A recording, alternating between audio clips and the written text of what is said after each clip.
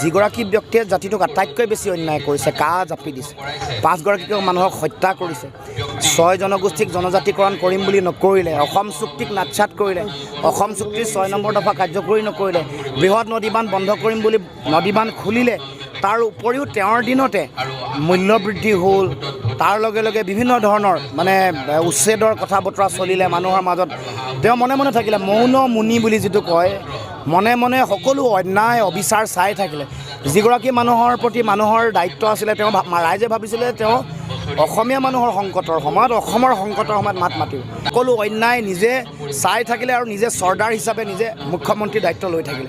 মানুহৰ যিটো অধিকাৰ, গণতান্ত্ৰিক অধিকাৰ, এইবোৰ নাইকিয়া কৰি আইনৰ শাসন হাতৰ মুঠিত লৈ জংঘল ৰাজ সৃষ্টি কৰাৰ মূল দায়িত্ব সৰ্বানন্দ সোণোৱালে ল'ব লাগিব। আৰু সেইকাৰণে ডিব্ৰুগড় লোকসভাত উজনিত ৰাইজে সোণোৱালক সম্পূৰ্ণৰূপে ৰিজেক্ট কৰিছে।